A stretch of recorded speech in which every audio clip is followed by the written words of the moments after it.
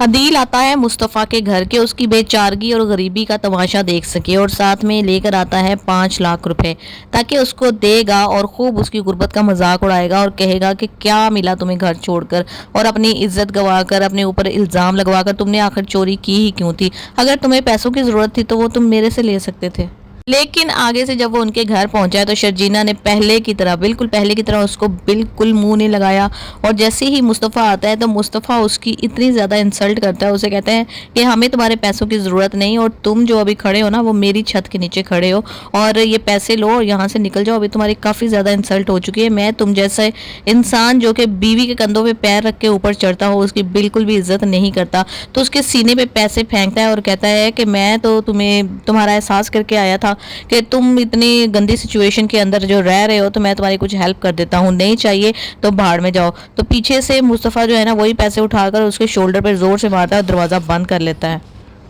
عدیل بڑی حیرانی سے پیچھے مڑ کر دیکھتا ہے تو دروازہ بند ہو چکا ہوتا ہے۔ بیچارہ اپنی عزت کو سنبھالتا ہوا جو کہ ادھر ہی گر چکی ہوتی ہے گھر میں واپس آتا ہے، اور جب اس کی ماں پوچھتی ہے کہ کیا مصطفیٰ نے پیسے لے لیے تو کہتا ہے کہ ہاں اس نے تو بڑی خوشی سے لے لیے۔ وہ کہتا ہے کہ میرے گھر میں میرا حصہ ہے تو ان پیسوں پہ بھی میرا ہی حق ہوگا۔ کہ رباب گئی ہوئی اپنے والدین سے ملنے امریکہ اور کینیڈا، تو وہ یہ سوچے گا کہ میرے والدین جو ہیں وہ مصطفیٰ کو بہت زیادہ مس کر رہے ہیں، تو میں ایسا کرتا ہوں کہ ان کو رباب کے گھر میں لے جاتا ہوں تاکہ وہاں پر ان کی ٹیک کیئر بھی بہت اچھے طریقے سے ہوگی۔ میں جب آفس میں ہوں گا تو ان کو کسی قسم کی کوئی مشکل نہیں ہوگی، کیونکہ یہاں پر جو ایک کام والی ہے وہ اکثر چھٹی کر لیتی ہے اور اماں کو کھانا وغیرہ بنانا پڑتا ہے، تو وہاں پر تو کام والیوں کی موجیں لگی ہوئی ہیں، فوجیں پڑی ہوئی ہیں وہاں پر، تو ان کو کوئی کام بھی نہیں کرنا پڑے گا۔ تو یہ اپنے والدین کو کنونس کرتا ہے، وہاں پر لے جاتا ہے۔ لیکن آ جائے گی تھوڑے ہی دن کے بعد رباب، وہ جب دیکھے گی کہ یہ دونوں میرے گھر پہ آ چکے ہیں تو اس کو تو بہت ہی زیادہ غصہ آئے گا، اور وہ عدیل کو کہے گی کہ تمہاری جرت کیسے ہوئی اور تم نے میری پرمیشن کے بغیر کس طرح سے اپنے پیرنٹس کو اٹھا کے میرے گھر پہ لے آئے ہو؟ میں تو